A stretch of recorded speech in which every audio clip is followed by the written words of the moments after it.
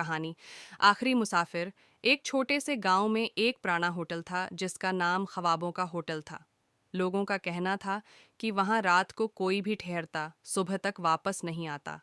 कुछ ने कहा कि ये जगह जन्नत की रहायशगाह है, जबकि कुछ ने उसे महज एक अफसाना समझा।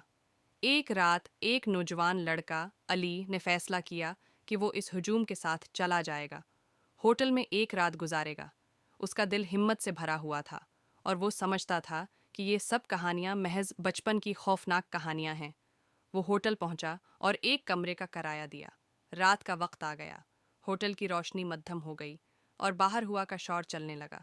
अली ने कमरे में दाखिल होते ही दरवाज़ा बंद किया। इसकी आंखों के सामने एक बड़ी खिड़की थी जो चांद की रोशनी में चमक रही थी। रात के तकरीबन 2 बजे इसे अजीब आवाज़ें सुनाई दें। ये आवाज़ें कमरे के बाहर से आ रही थीं, जैसे कोई सरगोशी कर रहा हो। अली ने अपनी आंखें बंद कर लीं, लेकिन आवाज़ें इसके जहन में घर कर गईं। अचानक कमरे की दरवाज़ा खुला। अली ने घबरा कर देखा, लेकिन वहाँ कोई नहीं था। उसकी धड़कन तेज़ हो गई। उसने अपनी हिम्मत जमा की और बाहर निकलने का फैसला किया, लेकिन जैसे ही वो दरवाजे के करीब पहुंचा, एक सर्द हवा ने उसके जिस्म को झंझोड़ दिया। वो बाहर आया तो गांव की सारी रोशनी मद्धम थी। गांव की गलियों में एक प्रासरार सुकूत छा गया था। अली ने महसूस किया कि हर तरफ खामोशी है, जैसे सब कुछ ठहरा हुआ हो। वो भागकर गांव के चौराहे पर गया, लेकिन वहां भी कोई नहीं था। अली को एक खौफनाक एहसास हुआ कि वो अकेला है। अचानक उसने एक साया देखा जो दरख्तों के नीचे खड़ा था।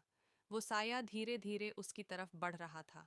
अली ने पीछे मुड़कर भागने की कोशिश की, लेकिन उसके पांव जैसे जमीन में जड़ गए थे। साया उसके करीब आया और अली ने देखा कि वो एक औरत है जिसका चेहरा बेहद खौफनाक था। उसकी आंखें खोखली थीं और उसका जिस्म काली चादर में लपटा हुआ था। वो बोली, क्या तुमने ख्वाबों का होटल छोड़ने का सोचा? अली की हिम्मत जवाब दे गई। उसने खौफ से कहा, मैं सिर्फ एक रात गुजारने आया था, मैं चला जाऊंगा। औरत ने मुस्कुरा कर कहा, यहाँ से जाने की कोई राह नहीं। जो यहाँ आता है वो कभी नहीं जाता। अली ने फौरन दौड़ लगाई, लेकिन हर तरफ अंधेरा और खामोशी थी।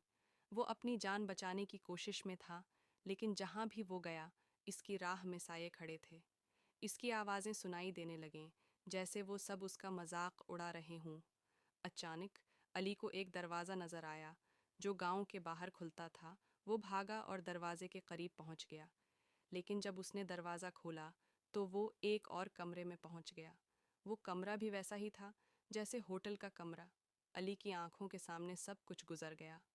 वो जान गया कि वो ख्वाबों के चंगल में फंस चुका है।